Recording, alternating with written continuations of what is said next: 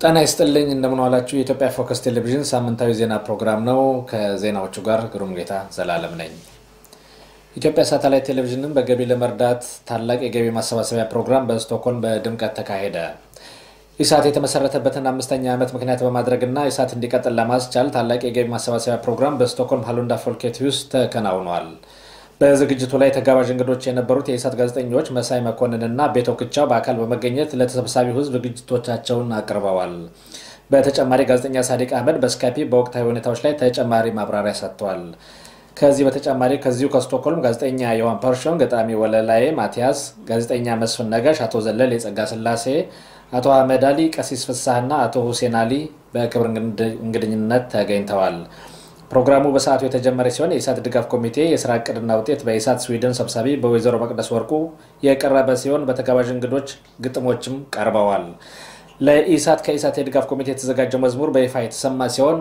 ኦሪጂናል ቅጂው በሲዲ መልክ ለኢሳት ስቱዲዮ እንዲላክ ሆኗል ከዚህ በተጨማሪም ትልቅ የኢሳት ሎጎ በስጦታነት በአቶ አለማየሁ በቀለ ተበርክቷል በመቀጠል ዋና ፕሮግራም የነበረው የጨረታ ፕሮግራም ሲሆን ከፍተኛ ፉክክር ከተካሄደ በኋላ ጨረታውን ወይዘሮ የትምወርቅ ከሄልፎሽኒየስ ከተማ በ64000 ክሮነር ገደማ አሸናፊ በመሆን ከዕለቱ የክብር እንግዶች እጅ ጨረታውን ተቀብላለች ለጨረታ ቀርቦ የነበረው በቅርቡ ከባድ ቃጠሎ ደርሶበት የነበረው የጣይቶ ሆቴል ሲሆን በዕለቱ የ48 ኢንች ስማርት ቴሌቪዥን እጣም ወጥቷል አሸናፊውም አንተን አድማሱ ከሱንዱስፋል መሆኑ ተጠቅሷል በተጨማሪ አንድ ቶምቦላ ከአሸናፊው መቅረብ ባለመቻሉ ለኢሳት ገቢ እንዲሆን ሆኗል በመጨረሻም እንግዶቹ የተዘጋጀላቸውን ስጦታ የወሰዱ ሲሆን እንዲሁም ለፕሮግራሙ አስተዋጽኦ ያበረከቱ የኮሚቴው አባላት በጠቅላላ ስጦታ ተበርክቶላቸዋል ጄኔቫ የሚገኘው የኢትዮጵያ ኤምባሲ የተቃዋሚ ደጋፊዎች ናቸው ላላቸው ኢትዮጵያውያን ፓስፖርት አላድስም አለ በስዊዘርላንድ ዙሪክ ነዋሪ የሆኑት አክቲቪስት ፊዮሬላ ሮማኖ በተለይ ለኢሳት እንደገለጹት ፓስፖርታቸውን ለማሳደስ ቀጠሮ አስይዘው ከሚኖሩበት ዙሪክ ኤምባሲ ወደሚገኝበት ጄኔቫ የ3 ሰዓት መንገድ ተጉዘው ቢሄዱም የኤምባሲ ሰራተኞቹ በአካል ሳይዋቸው በተቃውሞ እንቅስቃሴ እንደሚሳተፉ ስለለየዋቸው አገልግሎቱን ሳይሰጧቸው መልሰዋቸዋል ኤምባሲ እንደደረሱ ጎይቶም በሚባል ሰራተኛ የተሰጣቸውን ፎርም ከሞሉና ፎቶግራፋቸውን ከሰጡ በኋላ በስዊዘርላንድ ለምን ያህል ዓመት እንደቆዩ ጥያቄ ቀረበላቸው ወይዘሮ ፊዮሪና ለ13 ዓመት በቆይታቸውን ሲናገሩ በ13 ዓመታት ውስጥ ለሀገሩ ምን ሰሩ የሚል ከፓስፖርት እድሳቱ ጋር ተያያዥነት የሌለው ተጨማሪ ጥያቄ እንደቀረበላቸው ተናግረዋል ለቀረበላቸው ጥያቄ በደፈናው እሱን ሀገሬ ሲሄድ የማምንበትን ጉዳይ ፈጽማለሁ የሚል ምላሽ መስጠታቸውን የገለጹት ወይዘሮ ፊዮሪና ይሄኔ አንቺን በደም እናውቅሻለን ለጊዜው ፓስፖርት ማደስ አቁመናል እንዳሏቸው ገልጸዋል ቀጠሮ ተይዞ ደርሶ መልስ የ6 ሰዓት መንገድ ተጉዘው ከመጡ በኋላ የዚህ አይነት ምላሽ በማግኘታቸው የተበሳጩት ወይዘሮ ፊዮሪና በጊዜው ኤምባሲ ለመሄዳቸውና የፓስፖርት እድሳት ጥያቄ ማቅረባቸው ማረጋገጫ ደብዳቤ እንዲጻፍላቸው ቢጠይቁም ኤምባሲው በእንብተኝነቱ መጽናቱን ገልጸዋል ጉዳዩን ለስዊዘርላንድ ፖሊስ ባመለከቱት መሰረትም የፖሊስ ማረጋገጫ ወረቀትና ፊርማ ይዘው መመለሳቸውን ተናግረዋል 119ኛው የአድዋ ድል በዓል ተከበረ ኢትዮጵያውያን የጣሊያን ወራሪ ኃይል ድል የመቱበትና ለመጀመሪያ ጊዜ ጥቁሮች መንጮች ላይ የአሸናፊነት ታሪክ የጻፉበት 119ኛው የአድዋ ድል በዓል በአዲስ አበባ በልዩ ሁኔታ ተከብሯል የዛሬ 119 ዓመት በጄኔራል ባራቴሪ የተመራው የጣሊያን ጦር ዘመናዊ ጦር መሳሪያዎችን ታጥቆ መላ ኢትዮጵያን ለመቆጣጠር ህልም የነበረው ቢሆንም በአጼ ምኒልክና በባለቤታቸው በእቴጌ ጣይቱ የተመራው ጦር ከአዲስ አበባ ገስግሶ በመሄድ የጣሊያንን ወራሪ ጦር በማሸነፍ በታሪክ ለመጀመሪያ ጊዜ ጥቁሮች ነጮችን ድል ያደረጉበትን ታሪክ አስመዝግቧል የአድዋ ድል ተከትሎ በጣሊያን ጠቅላይ ሚኒስትር ክሪስፒ መንግስት በወቅቱ ፈርሷል አውሮፓውያን ደግሞ ኢትዮጵያን እንደ አንድ ነፃ ሀገር እንዲቆጥሩ ተገደዋል ድሉ በመላው ጥቁሮች ዘር የፈጠረው ስሜት በኋላ ላይ ለታዩት የጸረ ቅኝ ግዛት ትግሎች ከፍተኛ እገዛ አድርጓል በዕለቱ በተደረጉ ጦርነት በሺዎች የሚቆጠሩ ጣሊያናውያን ሲገደሉ ብዙዎችም ተማርከዋል በኢትዮጵያ በኩልም በሺዎች የሚቆጠሩ ዜጎች መስዋዕት ሆነዋል በዓሉ በአዲስ አበባ ሲከበር በርካታ አርበኞችና ወጣቶች የአድዋን ድል በመሩት በአጼ ምኒልክ ሐውልት ዙሪያ በመሰባሰብ ቀኑን አክብረው የዋሉ ሲሆን ወጣቶች የጀግንነት መገለጫ የሆነውን ባህላዊ ሽለላ ሲያሰሙ ባልተጠበቀ ሁኔታ በፖሊስ እንዲበተኑ ተደርጓል ፖሊሶች ያልተፈቀደ ሰልፍ ነው በማለት ወጣቶችን መበተናቸውን በተለያዩ ሚዲያዎች ከተለቀቀው ቪዲዮ ለማየት ተችሏል ሰማያዊ ፓርቲ ቅስቀሳ መልእክቱን እንዲለውጥ ተጠየቀ የአዲስ አበባ ከተማ አስተዳደር መገናኛ ብዙሃን ኤጀንሲ FM 96.3 ሰማያዊ ፓርቲ ለምርጫ ቅስቀሳ ያቀረባቸው መልእክቶች እንዲለውጥ ካለወጠ ግን እንደማያስተላልፍ ገለጸ። ጣቢያው እንዲወጡ ከጠየቃቸው መልእክቶች መካከል አገራችን ዛሬ በቀሪው ዓለም የምትታወቀው በእርስ ጦርነት ነው የሚለውን የሚገኝበት ሲሆን መልእክቱ ለአመጽና ለሁከት የሚያጋልጥ ነው የሚል ምክንያት ሰጥቷል። ሌላው እንዲወጣ የተጠየቀው ህዝቧ የዘር፣ የሃይማኖት፣ የቋንቋ፣ የባህል ልዩነቶችን ተቀብሎ ለበርካታ ዘመናት ተቻችሎ የነበረ ቢሆንም ዛሬ ግን እርስ በርስ በጥርጣሬ እንዲታይና አንድነቱ እንዲላላ የተደረገ ነው የሚለው መልእክት ሲሆን መልእክቱ ብሔር ብሔረሰቦችን የሚያጋጭ ወይም የእርስ በርስ ግጭት የሚያስነሳ አመጽና ጦርነትን የሚቀሰቅስ ነው ብሏል። ዝግጅቱ የታጀበበት ሙዚቃ የድምጻዊውን ፈቃድ መያዝ እንዳለበትም የሬዲዮ ጣቢያው ለመስተዳድሩ በላከው ደብዳቤ ጠይቋል። የሰማያዊ ፓርቲ ህዝብ ግንኙነት ኃላፊ አቶ ዮናታን ተስፋዬ የአዲስ አበባ ከተማ አስተዳደር መገናኛ ብዙሃን ኤጀንሲ የቅስቀሳ ፕሮግራሙ ውስጥ እንዲስተካከሉ የላካቸው ሐሳቦች የሰማያዊ ፓርቲ ጠቅላላ ጉባኤ ያጸደቃቸው የፓርቲው ፕሮግራም አካልና ብሔራዊ ምርጫ ቦርድም የተቀበላቸው መሆናቸውን በመጥቀስ ሬዲዮ ጣቢያው በፓርቲው ውስጥ ጉዳይ ገብቶ ቅድመ ምርመራ እያደረገ ነው ሲሉ በተለይ ለነገር ኢትዮጵያ ገልጸዋል። ሙዚቃውን በተመለከተ መብቱ የሙዚቀኛው እንጂ ሬዲዮ ጣቢያው አይደለም። ሙዚቀኛው ደስተኛ ካልሆነ ካስተላለፍነው በኋላ ሊከሰን ይችላል። በዚህ ጉዳይ ጣቢያው የሚያገባው ነገር የለም ሲሉ ተደምጠዋል። አንድ ካህን የአረና አባል በመሆናቸው ዘግናኝ ድብደባ ተፈጸመባቸው። የቀፍታ ሁመራ ወረዳ በረከት ከተማ ነዋሪ የሆኑት ቄስ ሰሉፍ ካሳይ የአረና መድረክ አባል በመሆናቸው ብቻ ዘግናኝ ድብደባ እንደተፈጸመባቸው ከፓርቲው ጽህፈት ቤት የወጣ መረጃ አመልክቷል። እንደ መረጃው ከሆነ ቄስ ሰሉፍ የደረሰባቸው ዘግናኝ ድብደባ በህይወትና በሞት መካከል የሚገኙ ሲሆን ለድብደባቸው ምክንያት የአረና አባል መሆናቸው ብቻ ነው። የካቲት 17 ቀን 2007 ዓ.ም ምሽት 1 ሰዓት አካባቢ በሶስት ታጣቂዎች ከለላነት ተደብቆ የነበረ ሰው በድንጋይ ደጋግሞ በመደብደብ ለከፋ አደጋ እንዳደረሰባቸው ፓርቲው ጠቅሷል። ቄስ ሰሉፍ መደብደባቸውን ተከትሎ ሰዎች ሊረዷቸው ቢፈልጉም ሶስቱም ታጣቂዎች ሰዎቹ እርዳታ እንዲያደርጉላቸው መከልከላቸውን የሚያሳየው መረጃው ታጣቂዎቹ ከዚህም ባሻገር ደብዳቤው በቁጥጥር ስር እንዳይውል ከፍተኛ ከለላ መስጠታቸው ታውቋል። ቄስ ሰሉፍ ካሳይ ባለፈው በክረምት በቀበሌያቸው ህዝብ ፊት እንዲቀርቡ ተደርገው ይህ ሰውዬ አረና ነው፣ ቤታቸው እንዳያቃጥልባቸው፣ ንብረታቸው እንዳይሰርቃቸው የሚል ቀስቀሳና የስም ማጥፋት ዘመቻ እንደተፈጸመባቸው ያወሳው አረና ያንንም ተከትሎ ከሌሎች 3 የአረና አባላት ጋር ማስፈራሪያና ዛቻ ደርሶባቸው እንደነበር ገልጿል። ተመልካቾቻችን ከኢትዮጵያ ፎከስ ቴሌቪዥን ለሳምንቱ ያልናቸው ዜናዎች እነዚህ ነበሩ። ከቀሪ ፕሮግራሞቻችን ጋር መልካም ቆይታ።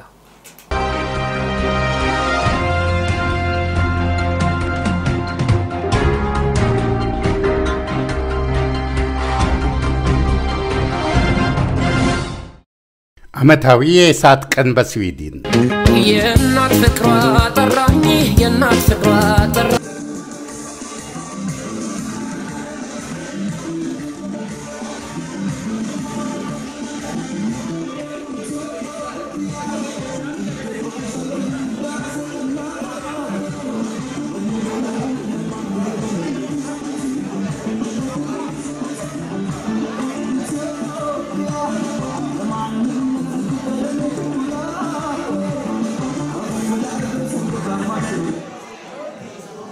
እሺ እንግዶቻችን በአሁኑ ሰዓት ዛሬ የኢሳት አምስተኛው የገቢ ማሰባሰቢያ በዓል መካፈል ከረጅም መንገድ የመጡትን ውድ እንግዶቻችንን በጭብጨባ እንድትቀበሉን እለምናለሁኝ።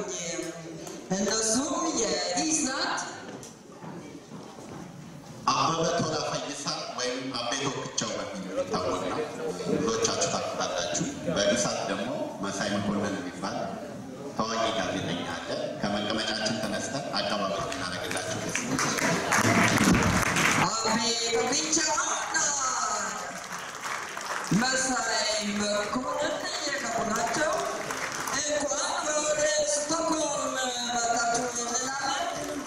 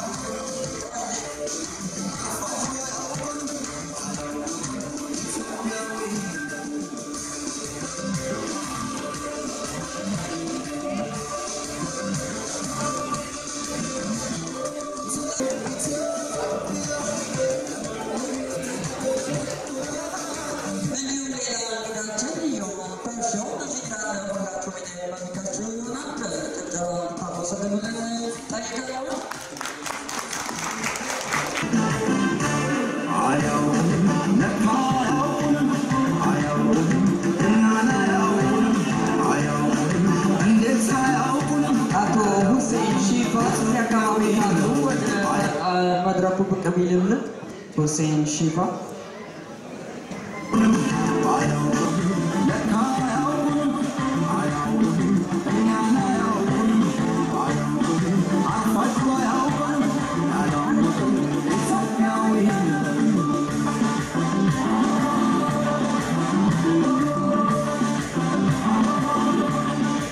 ፕሮግራማችን የኢሳት ድጋፍ ኮሚቴ ሰብሳቢ በስዊድን የመግቢያ ንግግር ታደርግልናለች። መቅደስ ወርቁን ወደ መድረክ እንጋብዛለን።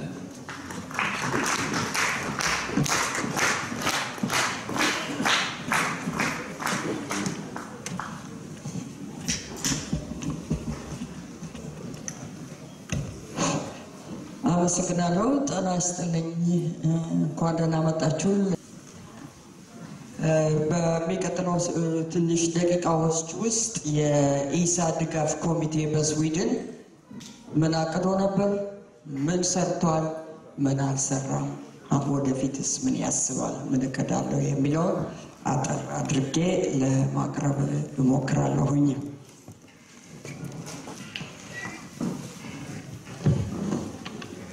የኢሳት ድጋፍ ኮሚቴ በስዊድን እንደምታውቁት በየዓመቱ አዳዲስ ኮሚቴዎች ናቸው እየተመረጡ ስራውን የሚሰሩት።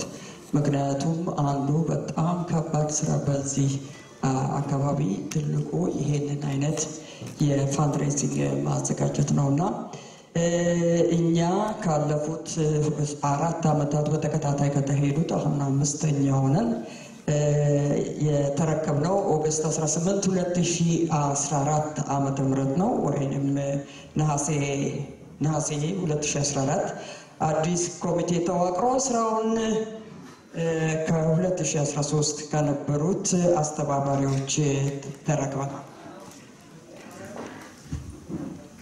ላለፉት 4 ዓመታት ኢሳትን በአስተባባሪነትና በድጋፍ ለረዱ ከልብ የመነጨ ምስጋና ይድረሳችሁ እላለሁ። በኢሳት ስዊድን 2015 ድጋፍ ኮሚቴና በኢሳት ቤተሰቦች ስም በጭብጨባ እንድታመሰግኑልኝ እጠይቃለሁ።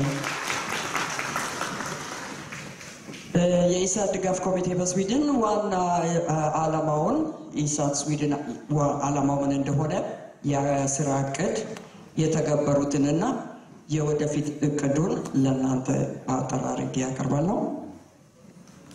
የኢሳት ስዊድን 2 ትልልቅ ዓላማዎች አሉት።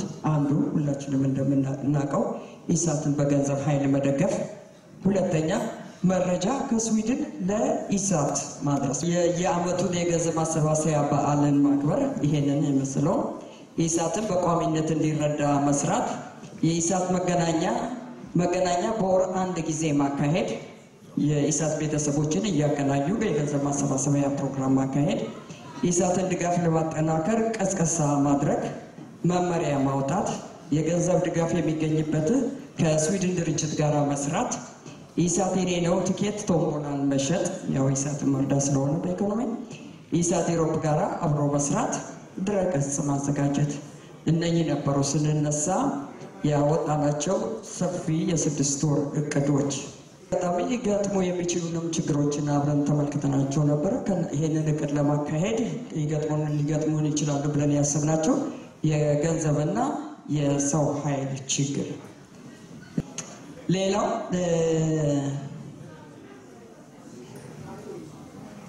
ካወጣናቸው ፕላኖች ያልተሳካልን ኢሳት ስራውን ለማከናወን ቢሮ ያስፈልገዋል። እዚህ ስዊድን ውስጥ ዞሮ የምንገናኝበት አንዳንድ ስራዎችን የምንማከርበት፣ ይሄንን ግን ብንሞክርም አልተሳካልንም። ይሄንን ልትረዱን የምትችሉ ሰዎች ካላችሁ ብትረዱን በጣም ደስ ይለናል። በአጭር ጊዜ ውስጥ ይሄንን ብናደርገው ብዙ ነገሮች ለመስራት እንችላለን ብዬ አስባለሁ።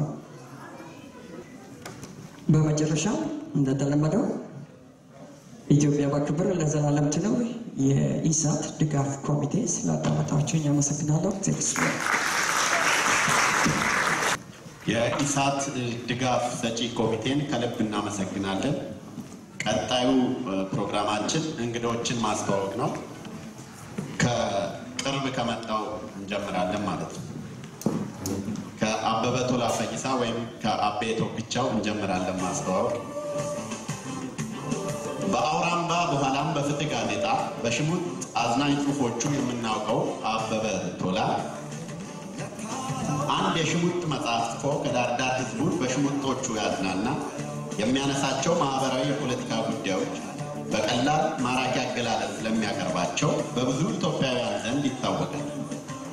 በፍትህ ጋዜጣ ሲሰራ ፍትህ በማጣቱ ከሀገር የተሰደደው ወይም እንደ አንዳንድ ወዳጆቻችን አገላለጽ ከሽሮ ሜዳ እስከ ማንቸስተር ሜዳ ድረስ ይህን ሰውዬ አሳደውታል ማለት ነው። አቤ ቶክቻው በኢሳት ዋዛና ቁም ነገር በሰኛ ፈገግ እያሰኘ ቁም ነገር በሚያስጨብጥ ፕሮግራሙ በይበልጥ ይታወቃል። አበበ ቶላ ወይም አቤ ቶክቻው ያው ዛም እኛ ክለብ አካባቢ ስለተጫወተ በደንብ ነው የምናውቀው እና ሞራል ሰጣችሁ ታደረኩ።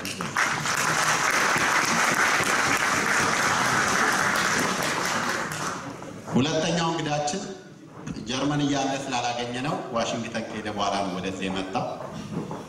መሳይ መኮንን ከደቡብ ኤፍኤም እስከ ጀርመን ዶቼ ቬሌ በኋላም ዋሽንግተን ለኢሳት የጋዜጠኝነት ሙያው በማራኪ አቀራረቡ በብዙ ኢትዮጵያውያን እንግዳ አይደለም። በቅርቡ ደግሞ ብረት ያነሱ ኃይሎች ያሉበት ኤርትራ በረሃ ድረስ በመሄድ እንቅስቃሴያቸውን መጠነ ሰፊ የሆነ ዝግጅት በማዘጋጀት ለኢትዮጵያውያን አስቃኝቷል። ከኤርትራው ፕሬዝዳንት ኢሳያስ አፈወርቂ ጋር ከባልደረባው ፋሲል የኔዓለም ጋር በመሆን ያደረገው ኢንተርቪው በመተላለፍ ላይ ይገኛል። ኢሳት ላይ እጅግ ስመ ገናና የሆነ ጋዜጠኛ ነው መሳይ መኮንን። እሱንም እንኳን ደህና መጣ ማለት ነው።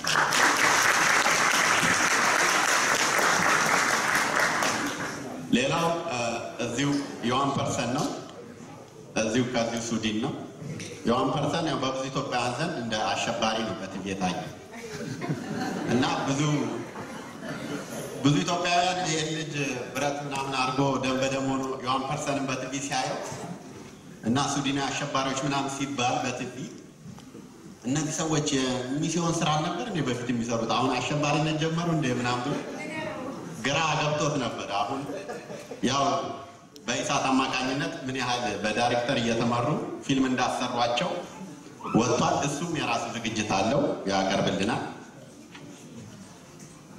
አሁን በዚህ ሰዓት ወደሚቀጥለው ፕሮግራም የምንሄደው ወደ ግጥም ነው። በሱዲን ላይ በተለያዩ ፕሮግራሞች ላይ ጥሩ ግጥሞቹን በመቅጠም ይታወቃል። ማቲያስ ከተማ ወለላይ የመጀመሪያውን ያቀርባል። ሌላኛው ማቲያስ እንግዳ ሁለተኛውን ግጥም ያቀርብልናል። ወደዛው እናልፋለን። አብራችሁ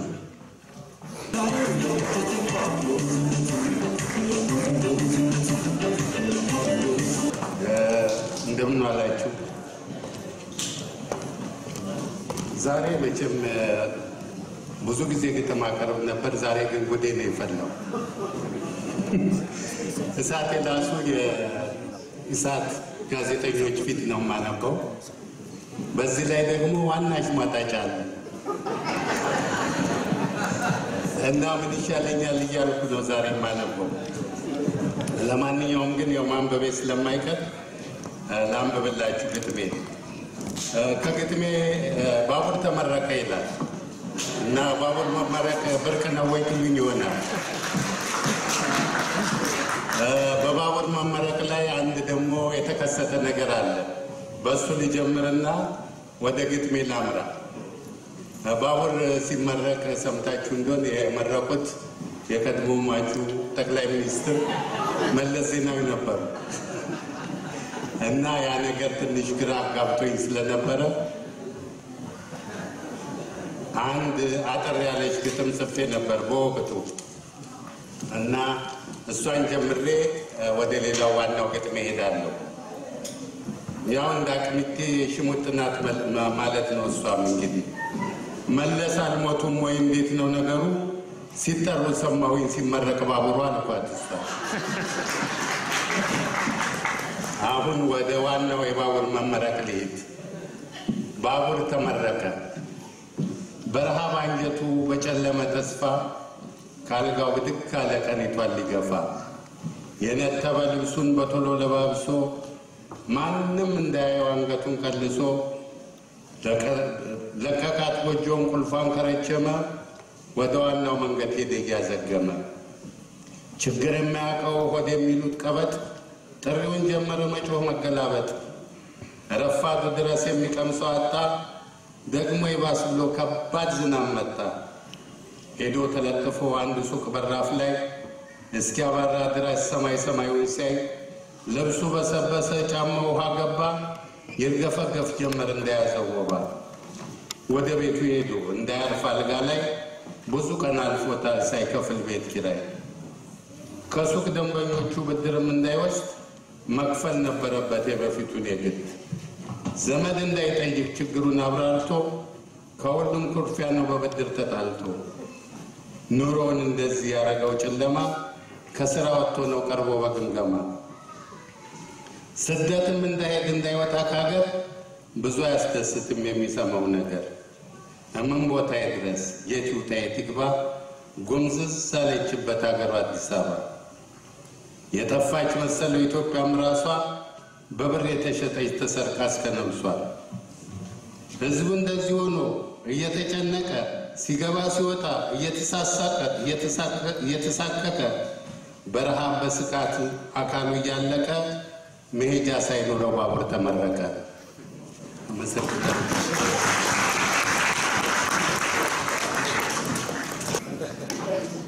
አሁንም ሌላ ማቲያ ካለ ሞክሼ አንድ ግጥም ያቀርብልናል እንከታተል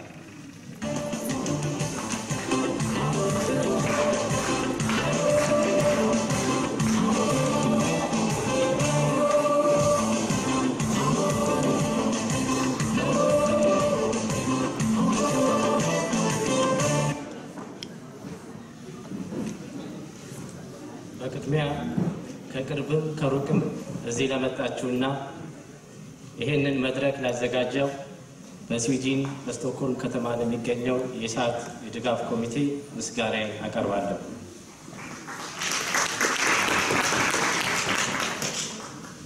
ኢሳት እድሜ ይስጥ፣ ኢሳት እድሜ ይስጥ።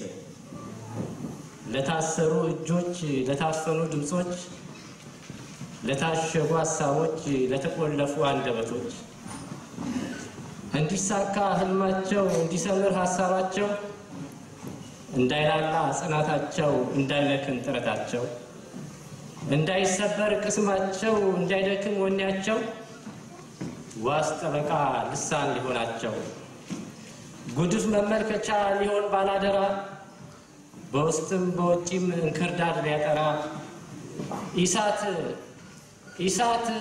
እሳት ሆኖ ተቀጣጥሎ በራ በሀገር በመንደሩ እውነት እንዲዘራ ሐሳብ ላይታሰር እውነት ላይቀበር ቢጎነጎን ነገር አደራ ላይሻር ምን ሴራ ቢያሰሩ ቢቀበጣጥሩ አልሆነም ነገሩ አልሰመረም ምክሩ የአምባገነኖች ትምክህት ተናጋ ከስሩ ገበናቸው ተጋለጠ እርቃናቸውን ቀሩ በህዝቦች ጠበቃ ባጉሊ መነጽሩ በኢሳት ልሳንነት ተፈታ ሚስጥሩ ያስመሳይ ያደርባይ የከሃዲ ግብሩ ለፍትህ መከበር እንደ ሻማ ቀልጠው መስዋዕት ለሆኑ እንደ ጧፍም ነደው ከቀዬ መንደራቸው ለሚፈናቀሉ በፍርድ መዛባት ለሚጎሳቆሉ በግፍ ተጎትተው ከስር ለሚጣሉ ኢሳት የህዝብ ሆኖ ተዘረጋውሉ ደጀን ሊሆናቸው እንዳይመክን ትግሉ ካለፉት ስርዓት አሁንም ካሉት ቀርበው ሲናገሩ ያዩትን እውነት ትውልድ እንዲረዳው እንዲማርበት ስንቱን ምስጢር ሰማን ተገርመንበት ማንስ አሰባቸው ማንስ ዘከራቸው ኢሳት ከቶ ባይኖር ተቀብሮ ስራቸው ማየት ማመን ነውና ኢሳትን እንደግፍ ለጋራ አለውና ኢሳት እድሜ ይስጥ ተመንደግ ብለናል ትኩሱ መረጃ እኛን አርክቶናል ፍሬን ከገለባ እውነትን ከሐሰት እንድንለይ አድርጎናል ኢሳት እድሜስ ተመንደግ ብለናል። ትኩሱ መረጃ እኛን አክቶናል። አመሰግናለሁ።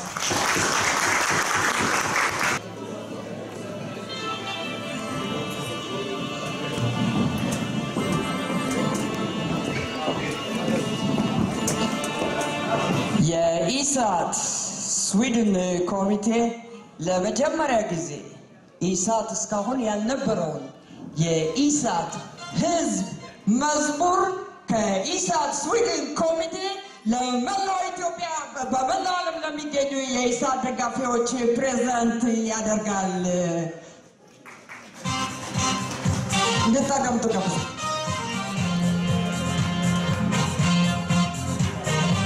ኢሳት ኢሳት ኢሳተኛ ተስፋ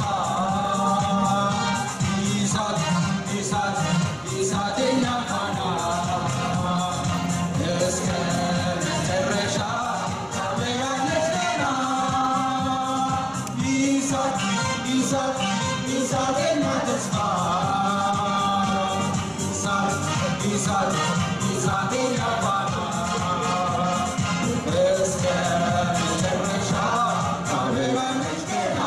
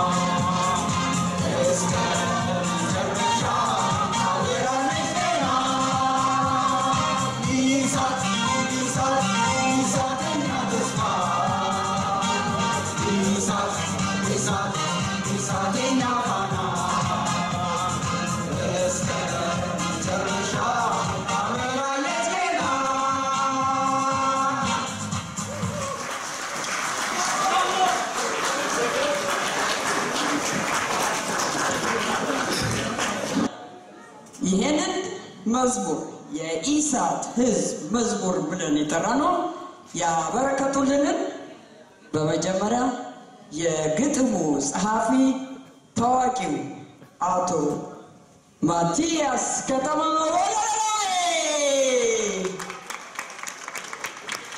እንዲሁም የዜማውንና ሙዚቃውን ያቀነባበረልን አቶ መርሶ ወንድማገኘው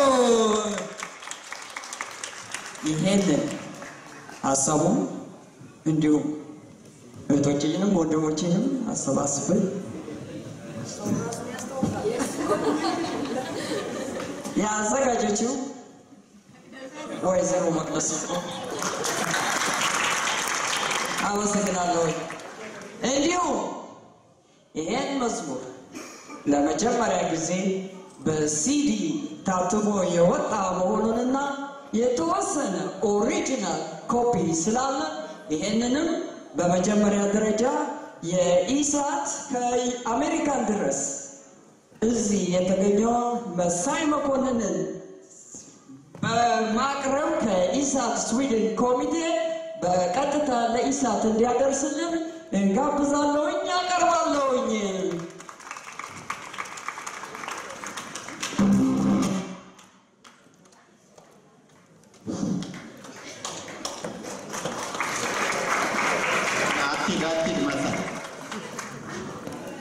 መዝሙሩን አስተያየት ነገር ይከበት በማለት እሺ፣ በጣም ነው የማመሰግነው።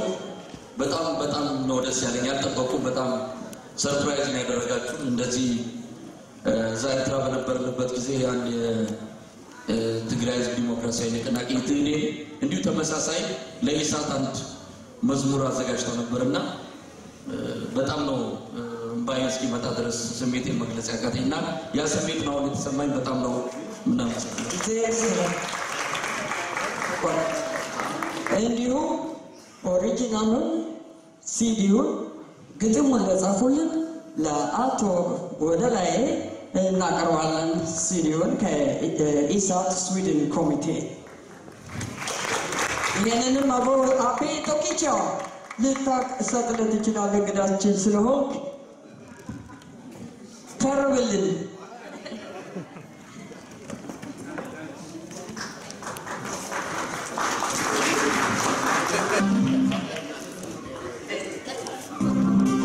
በጣም እናመሰግናለን አቶ ወደላይ አቤም ለእነዚህ ልጆች የሚለው ነገር ካለ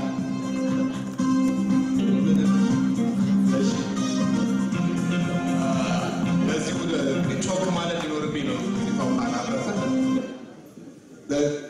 በጣም ደስ የሚል ነገር ነው የሰማነው ግን በግልጹ ለመናገር ደግሞ ልክ እንደዚሁ አይነት ተመሳሳይ ኖርዌይ ሰምቼ ነበርና የኖርዌይ ልጆች ነበር የመሰለኝ እንደው እና ምን ያህል መንፈሳዊ ትስስር እንዳለ ነው ይሄ የሚያሳየውና እንደዚህ ትስስራችን ይጨምር ነው ገጣሚውን አሁን በላቸው ስፋት ደግሞ ይታሙ ሌላ መላለኝ ይያለ ይባላል እና እንግዲህ ድምጻችሁ ይባላል አሜን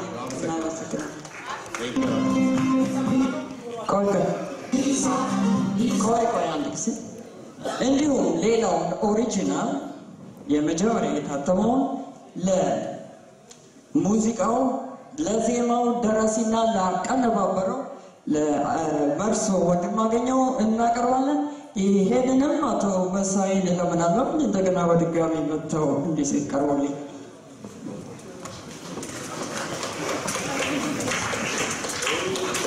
በጭብጨባ ነው በጣም እናመሰግናለን አቶ መርሶ እንዲሁ ሰሞኑን ብዙዎቻችሁ ታውቃላችሁ ስዊድን ውስጥ በጣም ቀዝቃዛ ነበር ብርድ ነው በረዶ ነው ሳይሉ በተደጋጋሚ በልምምድ አንድ ላይ ሆነን ያዘጋጀነውን ወንድምና እህቶቼ በአጠቃላይ እንድታመሰግኑልኝ በኢሳት ስም እጠይቃለሁ ጊዜ ውስጥ እንጂ ይሄ ትንሽ አንዱ ልናቀርበው ከፈለግነው ትልቁ ፕሮግራም ስለሆነ ለእያንዳንዱ ይሄንን መዝሙር ተለማምደው እና ዛሬ በዓለም እንዲታወቅ ላደረጉ ወንድም እህቶቼ ዲፕሎማ ተዘጋጅቷል ይሄንን ዲፕሎማ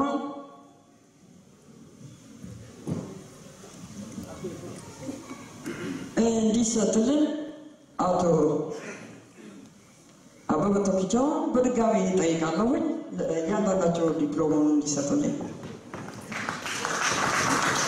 ስም እጠራለሁ እናንተ መጣችሁ ስም ዮሐንስ ቱሉ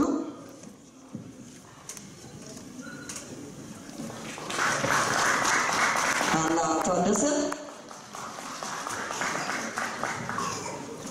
ኢዮ ጌተነህ በጭብጨባ ብታደርሱስ ጄሪ ምሩ ዛሬ ታማለች ቴዎድሮስ ብርሃን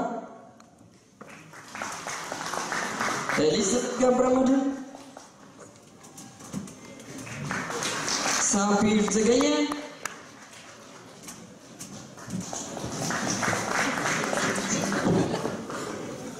ሃና ይስሐቅ መሰረት ተሊላ ሙሉቀን አማራ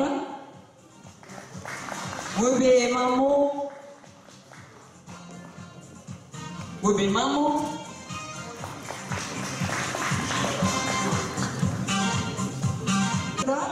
ብሩክ ይሄንን ግሩፕ በውዝዋዜና እንዲሁ በድምጽ በማቀነባበር ከመርሶ ጋር የረዳን ብሩክ ነው በጭብጨባ ትንሽ ስፖርት ነው እግዚአብሔር ለሁሉም ጭብጨባ አመሰግናለሁ ክቡራትና ክቡራን እንግዶቻችን አሁን ሰርፕራይዝ ይኖረናል። ሰርፕራይዙን ያዘጋጁት አቶ አለማየሁ ሰርፕራይዙ የተዘጋጀው ለኢሳት ድጋፍ ሰጪ ኮሚቴ ለስቶክሆልም ሰርፕራይዙን ደግሞ የሚሰጡልን እንግዶቻችን መሳይ መኮንንና አቤ ቶክቻው ናቸው። መሳይ መኮንንና አቤ ቶክቻው ወደ መድረክ እንዲመጡ እንጠይቃለን።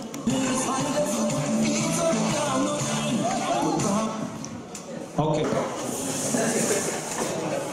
አጨብጭቡለት ለአሌክስ።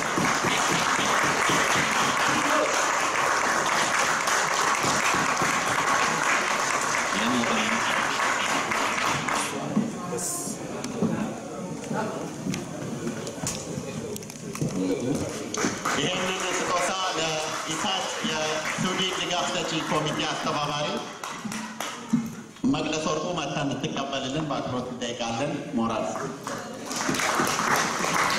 ጉድ አፍተርኑን ስዊድን ማትችሉ ጉድ አፍተርኑን ለማለት ነው። አኒዮ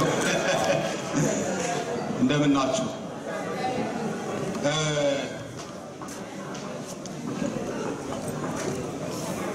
ይዤ የመጣሁት አንዲት ጽሑፍ ላቀርብላችሁ ነው ከፊታችሁ የምገኘው እና እንድትከታተሉኝ ለምናለሁ። ጽሑፉ የተጻፈው ወደዚህ ስመጣ ነው የጻፍኩትና ለስዊድን ለዚህ ፐርፐዝ የተጻፈ ጽሑፍ ነውና በዛ ስሜት እንድታዳምጡት ተጠይቃለሁ። ዛሬም አውሮፕላን ላይ ልወጣ ነው። አውሮፕላን ላይ ልወጣ ስል አንዳች የሚጨንቀኝ ነገር አለ። ለምን እንደሆነ አውቀዋለሁ። ምክንያቱም እላይ በመወጣ ጊዜ ከስር ያለውን ስለማስብ ነው። አይበለውና ከወጣውበት አውሮፕላን በሰላማዊ መንገድ መውረድ ከተሳነኝ የሚጠብቀኝን ማሰቡ ሁሉ ጊዜ የሚያስጨንቀኛል። በነገራችን ላይ የሀገራችን ባለስልጣኖች ስልጣን ላይ ሲወጡ እኔ አውሮፕላን ላይ ስወጣ የሚሰማኝን ስሜት ቅንጣቱን እንኳን ቢሰማቸው እንኳን 24 ዓመት ይቅርና 24 ቀናት ያለ ስጋት እዛ መቆየት ይከብዳቸው ነበር። አውሮፕላንና ስልጣን አንድ አይነት ነገር እንዳላቸው የገባኝ በቅርቡ ነው። ሁለቱም ቢሆኑ እንደዋዛ ዘው ብሎ የሚወጣባቸው አይደሉም። አውሮፕላን ላይ ለመውጣት ያለው ፍተሻ ስልጣን ላይ ለመውጣት ከሚደረገው ትግል ይበልጥ እንደሆነ ነው እንጂ አያንስም። በእርግጥ እዚህ ጋር አጋነኛለሁ። ቢሆንም ግን በተለይ አንዳንድ አውሮፕላን ማረፊያዎች የሚያደርጉት ፍተሻ የከፋ መሳሪያ መያዛችንን ሳይሆን የከፋ ቂም መቋጠራችንን የሚፈትሹ ነው የሚመስሉት። በጨዋታችን ላይ በእኔ እንደደረሰውና ሌሎች ብዙ ሰዎችም ሲናገሩ እንደሰማሁት የኛ ሰው በፍተሻ ማሽኑ ውስጥ በሚያልፍ ጊዜ ብዙ ጊዜ ማሽኑ ይጮሃል። ድሮ ይሄ ነገር የመጣው ጤፍ አብዝተን ስለምንበላ በእርሱ ውስጥ ያለው ብረት የተባለው ንጥረ ነገር ማሽኑ እንደ መሳሪያ እያየው ይመስለን ነበር። ነገር ግን ጤፍ ከተወደደ በኋላ ማሽኑ መጮሁን አላቋረጠም። ጤፍ መወደድ ብልጊዜ ምን ትዝ አለኝ? ባለፈው ሰሞን በትምህርት ጥቅስ ውስጥ ጠቅላይ ሚኒስትራችን የሆኑት አቶ ኃይለማርያም ደሳለኝ በጤፍ መወደድ የተነሳ ህብረተሰቡ እየተማረረ ነው፣ ምን ይበጀናል ተብለው በተጠየቁ ጊዜ ጤፍ የተወደደው ጤፍ በልቶ የማያውቅ ህዝብ አሁን ከእድገቱ የተነሳ ጤፍ መብላት ስለጀመረ ነው ብለው ተናግረው አሳቀውን ነበር። የቀድሞ ጠቅላይ ሚኒስትር አቶ መለስ ዜናዊ ፓርላማ ሙሉ ሰው ሰብስበው ማሳቅ ይወዱ ነበር። የአሁኑ ጠቅላይ ደግሞ ሀገር ሙሉን ህዝብ ማሳቀቃቸውን ተያይዘውታል። አቶ ኃይሌ የመጡ ጊዜ አንዳች የለውጥ ሐዋርያ የመጣ መስሎኝ ደስ ብሎኝ ነበር። ይኸው አሁን ግን ተስፋ ቆርጬ በእያንዳንዱ ንግግራቸው እየተሳቀቅኩና ደሜ ከፍ ዝቅ እያለ ነው። እርሳቸውም የእኛን ደም እያፈሉ ደሞዛቸውን ይበላሉ። ለማንኛውም ዛሬም አውሮፕላን ላይ ልወጣ ነው። እኔ አውሮፕላን ላይ ስወጣ የምሳቀቀው ሩብ ታክል ባለስልጣኖቻችን ስልጣን ላይ ሲወጡ ቢሳቀቁ ኖሮ 20 ምናምን ዓመት ሐሳባቸውን ጥለው ላያችን ላይ ባልተቀመጡ ነበር። እነርሱቴ እኛን ያሳቁ እንጂ መሳቀቁን ያውቁታል። አውሮፕላን ላይ ሆነው ቁልቁል ሲመለከቱ የሆነ ደስ የሚል ነገር አለው። ይሄ ከላይ ሆነው ሲያዩት ደስ የሚል ነገር የሚቀጥለው ግን በሰላማዊ መንገድ መውረድ እድሉን ካገኘን ብቻ ነው። ባለስልጣኖቻችን ያለ አንዳች መሳቀቅ የስልጣን ጢያራ ላይ ከተሳፈሩ በኋላ ከላይ ሆነው እኛን ሲያዩን እኛ አውሮፕላን ላይ ሆነን ወደ ታች ስናይ የሚፈጠርብንን አይነት ደስታ ደስ እንደምንላቸው አንጠረጥርም። ለዚህም ነው ባገኙት አጋጣሚ ሁሉ ፎቶ ያነሱ ፌስቡካቸው ላይ የሚለጥፉን። ፌስቡክ ላይ ስለመለጠፍ አንስተን አቶ ቴድሮስ አዳኖምን ሳናነሳ ብናልፍ ግፍ ነው። አቶ ያልኳቸው ዶክተር ማለት ከብዶኝ ወይም ጠፍቶኝ ሳይሆን ዶክተርናቸውን አጣሪ ኮሚሽን የሆነው ወዳጃችን አበበ ገላው እስኪያጣራ ድረስ ምን አቅለበለበኝ ብዬ ነው።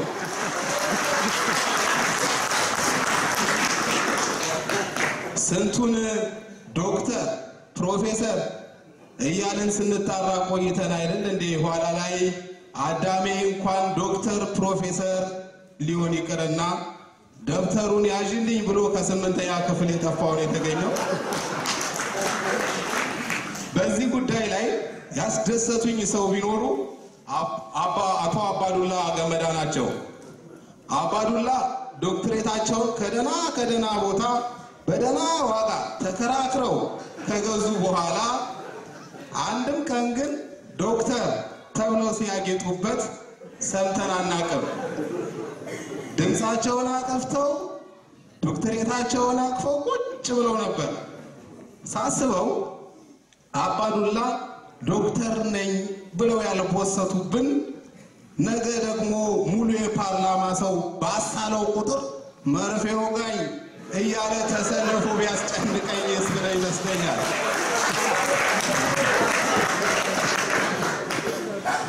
እና ወዳጄ ዛሬም አውሮፕላን ላይ ልወጣ ነው።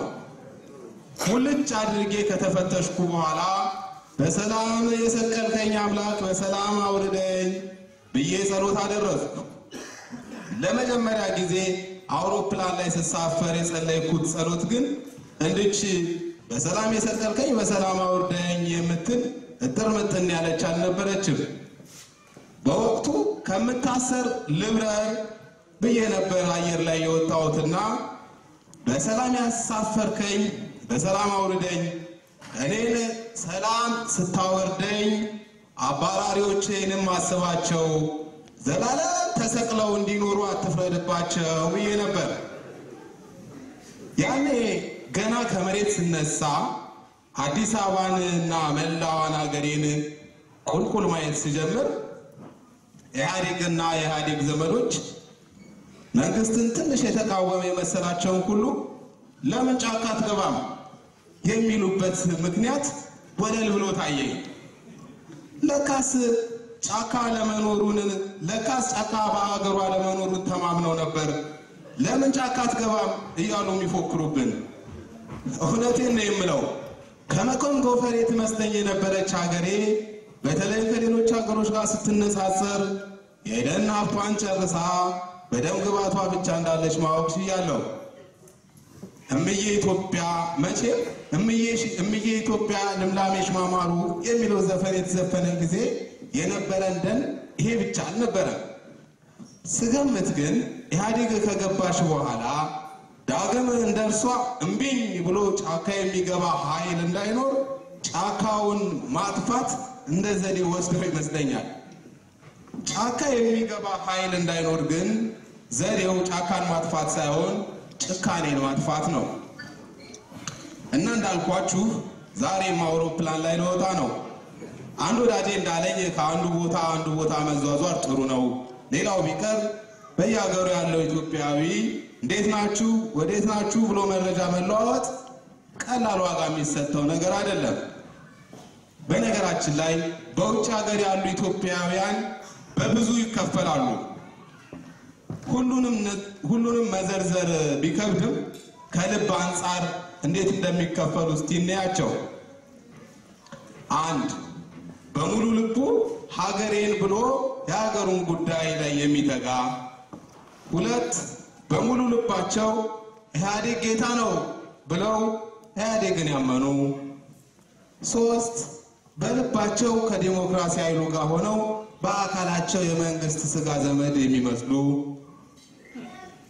4 ልባችን ለአምላካችን ብቻ ብለው የሀገሪቱን ነገር እርግፍ አድርገው ትተው በጾም ጸሎት የተጠመዱ 5 ልቤ ነዶ የሚለው ኮንሰርት ላይ ለመጋፋት ማንም የማይቀድማቸው እንዲሁም የመጨረሻ ልቡትያ አደራ ጀለላ እያሉ የሚዘፍኑ ይገኙበታል። ይህንን ምድብ የነገርኩት አንድ ወዳጄ እኛ ሀገር ቤት ያለነው ሰዎች ግን የምንመደበው በሁለት ነው አለኝ። ምንና ምን ብለው ጊዜ ኢህአዴግ የሆኑና ኢህአዴግ ያልሆኑ፣ ኢህአዴግ የሆኑና ኢህአዴግ መሆን የተሳናቸው ሲል ነገረኝ። እንደ ወዳጄ ገለጻ ከሆነ ኢህአዴግ የሆኑት በቀን 3 ጊዜ ሲመገቡ፣ ኢህአዴግ መሆን የተሳናቸው ደግሞ በ3 ቀን 1 ጊዜ ይመገባሉ። እና እንዳልኳችሁ አውሮፕላንና ስልጣን ከላይ ሆነው ቁልቁል ማየቱ ደስ ያሰኛል። ነገር ግን በሰላም ካልወረዱባቸው ሁለቱም ቢሆን አደጋቸው ቀላል አይደለም። ይሄው እኔ ተመስገን በሰላም ወርጄ እዚህ ያለው እጅግ ወዳጄ የሆነችው ኢህአዴግዬ ግን ስትወጣ በሰላም ስላልወጣች ነው መሰለኝ ይሄው በሰላም መውረድ ተስኗት 24 ዓመት ሙሉ እየተንከራተተች አለች።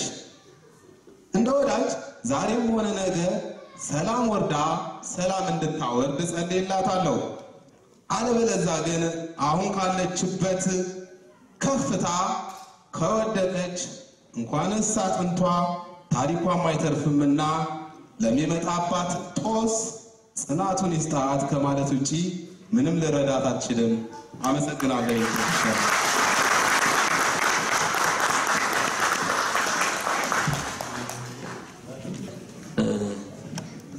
ዛሬ ነው ያው የኢሳት ባህል ቢሆንም ያው ኤርትራ ደርሼ ስለመጣው ከኔ ስለ ኢሳት ብዙ መናገረው እንደሌለ የኔንም እንደምትጠብቁ ነው ተስፋ የምናደርገው። ካለው ጊዜ አንፃር የተወሰኑ እዛ ያሉት ነገሮች የሚያሳዩ አንዳንድ ቪዲዮዎችን እናይና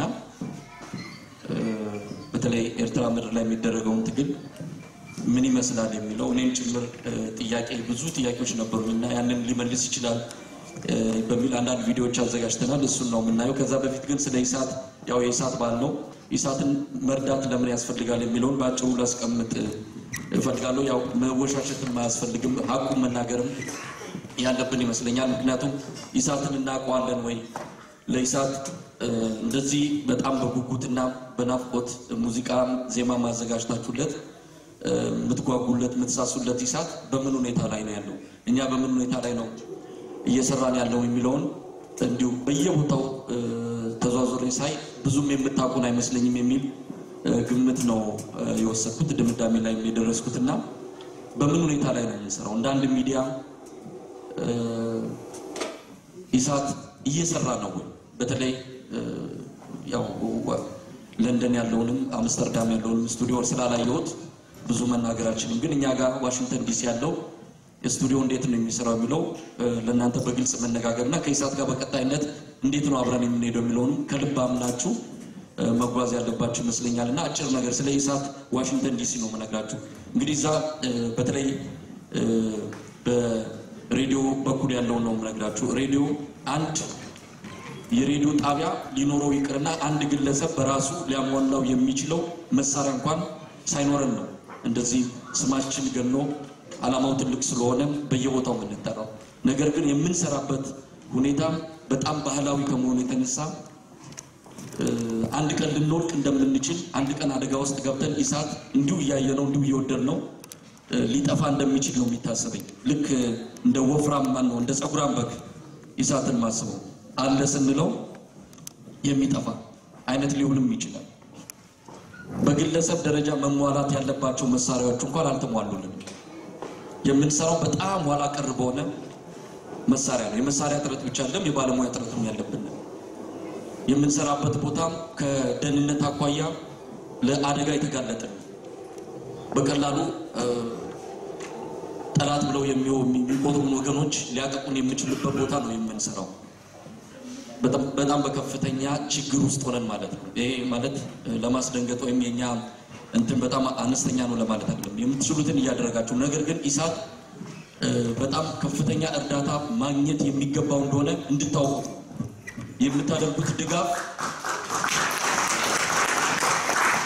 የምታደርጉት ድጋፍ ከዓላማው አንፃር ሲታይ ምናልባትም የሰማይና የምድር ሊራራቅ ይችላል ብዬ ነው ማስበው በወር $20 ወይም በእናንተ ሀገር ስንት እንደሆነ አላውቅም ያንን መክፈል ሳንችል ቀርተን ኢሳት በገንዘብ እጥረት በአንዳንድ ነገሮች ሲንገዳገድ ማየት ለኔ በጣም አንዳንድ ጊዜ ከሁለት ከሶስት ወር በኋላ እንቆም ይሆን ይህን ሁሉ ዓላማ ተሸክመን የህዝብ አደራ ይዘን ልንወድቅ እንችላለን ወይ የሚል ነገር ስጋት አለብን በእርግጥ ኢሳት ሊወድቅ አይችልም የተንገዳገደም ቢሆን ሊቀጥል ይችላል ግን የሁሉ ህዝብ እያለ ማውጣት እየተቻለ መክፈል እየተቻለ ኢሳት ብቻ ያለን ኢሳት የኔ ነው ያለን እስከመቼ ልንቀጥል ነው እስካሁን ስልክ ከኢትዮጵያ ሆነ ከተለያየ አካባቢዎች ስልክ የምናናገረው ባላው በጣም ስልኩንና ማይኩን እያሳሳልን ነው ያ እንኳን ቴክኖሎጂ የለም በዛ ደረጃ ነው ጥራት የለውም ድምጹ ይሄ ሁሉ ጫጫታ ይመጣል ግን ምን ማድረግ አንችልም ምን ሰራው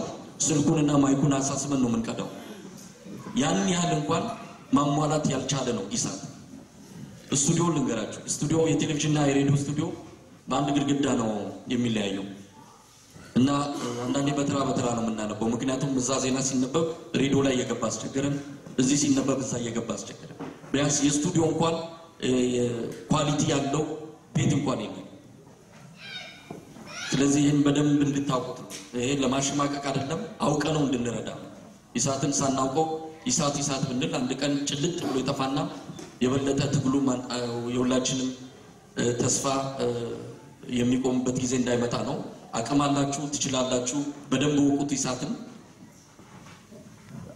አንድ ህንፃ እንዲኖረው ጥረት እየተደረገ ነው ይህንን እንግዲህ ወደፊት እጃችሁ እንዲዘረጋ ልትጠየቁ ትችላላችሁ ኢሳት ህንፃ እንደውም አንድ ኮሪደር ላይ ነው ትልቁ እንግዲህ የኢሳት የሰው ኃይል ያለው ዋሽንግተን ዲሲ ነው እስከ 23 ሰራተኛ የሚገኘው ዋሽንግተን ዲሲ ነው ትልቅ ስቱዲዮ ተብሎ የሚታመነው ለኳሱ ጊዜ የተለያዩ ኢትዮጵያውያን ዋሽንግተን የመጡ ጊዜ ኢሳትን ለመጎብኘት ይመጡና ስናሳያቸው ኢሳት ውስጥ ሆኖ ኢሳትን ይፈልጉታል የታለ ኢሳት ነው የሚሉን እያሳየናቸው ማለት ነው አያም ዓላማው ትልቅ ነው በቴሌቪዥን በተለያዩ ቴክኒኮች የሚያምር ነገር ይቀርባል እዚህ መተው ሲያዩ ኢሳት ነው ወይ እና ወሽመጣቸው ሁሉ ይቆረጣል ከዛ ሲያዩት ነው በልህ እንደገና ለመርዳት እዛ መተው ስላዩ ነው እኔ ደግሞ መጣችሁ ሳታዩ ልንገራችሁ የምንሰራበት ሁኔታ የምንሰራበት መሳሪያ በአጠቃላይ ትንሽ ያሳፍራል ስለዚህ በደንብ አውቃችሁ ከዛሬ አሁን ከዚህ ጊዜ ጀምሮ ወቁት ኢሳት በተለይ አሁን አስመራ ኤርትራ ደርሼ ከመጣው በኋላ ኢሳት ምን ያለ ትግሉ ወሳኝ እንደሆነ ተረድቼ ነው የመጣው ሞችን እያጋለጸን በዳዮችን እያጋለጸን ወጥና አገር አቀፍ የሆነ ዲሞክራሲ በኢትዮጵያ ውስጥ እንዲሰፍን ከፍተኛ አስተዋጽኦ እያደረገ በህወሓት መራሹን መንግስት በማጋለጥ ደረጃ ከፍተኛ የሆነ አስተዋጽኦ የሚያደርግ የመገናኛ ብዙሃን ነው ማለት ነው እሺ ነገሮች ጣልቃ ገብነት አለ እዚህ ጋር እሺ ከተራለ ትንሽ ቆይቼ የጨረታው አሸናፊዎች በኢትዮጵያ ታሳሪ ጋዜጠኞች ማህበር ስም እዛ ጋር ተወካይ ላኩልን የጨረታው አበርሶን ለዳኛው እስቲ በእናታችሁ የዳኛ ነፃነት እዚህ አይከበርም የጋዜጠኞች ተወካዮች እባካችሁልን ይሄንን ይህንን ጨረታ ያሸነፉት የኢትዮጵያ ታሳሪ ጋዜጠኞች ተወካዮች የነ ሪዮት አለሙ፣ ውብሸት ታዬ፣ እስክንድር ነጋ፣ ተመስገን ደሳለኝ ወዘተ ወዘተ በጣም ብዙ ጋዜጠኞች እነሱ ስጦታ ለአመለወርቅ ሰጥተዋታል። ከነሱ እጅ አመለወርቅ ትቀበላለች። እባካችሁ ሁለታችሁም ወደዚህ ነው። እነዚህ ሰዎች በጣም ብዙ ወጪ አውጥተዋል ለዚህ ድጋፍ ለኢሳት። በእውነት ትልቅ ምስጋና ነው ልናደርግ የሚገባው። ሞቅ አድርጉና አጨብጭቡላቸው። በዚህ ጨረታ ላይ ታላቅ ተሳትፎ ያደረጉት አርበኞች ግንቦት ሰባት በእውነት ትልቅ አክብሮትና ምስጋና የሰማያዊ ፓርቲ ስቶክሆልም ደጋፊዎች በጣም ትልቅ ምስጋና አቡበከር እና ሙስሊም ኢትዮጵያውያን ኮሚቴዎች ትልቅ ምስጋና የዚህ ጨረታ አሸናፊዎች እነዚህ ሁሉ ናቸው።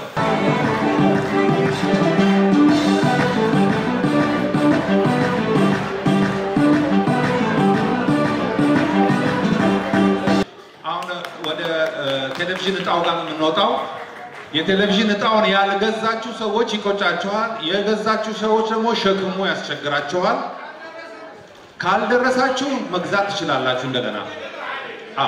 አሁን የቴሌቪዥን እጣዎች እዚህ ውስጥ ነው ያሉት።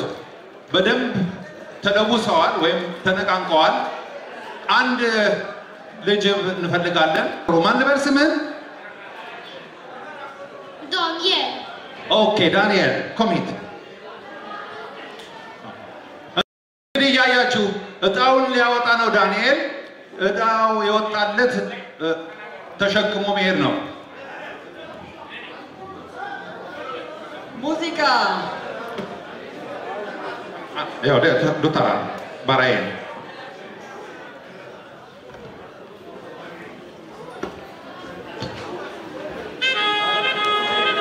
አሸናፊው ቁጥር 48 ኢንች ስማርት ቲቪ ቁጥር 109 የገዛ ማን ነው? ኦኬ እጣው የወጣው ሱንድስቫል ውስጥ ነው። የሚገርመው ሱንድስቫል እጣው የቴሌቪዥኑ እጣ የተሸጠው ሱንድስቫል ነው። ለየን ለዚች ቀን ያደርሰን። ኢሳት ወደፊት ይቀጥላል። የኢሳት ቀጣይነትን ለማረጋገጥ ድርሻዎትን ይወጡ ይላል። ዛሬ ድርሻችንን ተወጥተናል። እንቀጥላለን። በጣም እናመሰግናለን።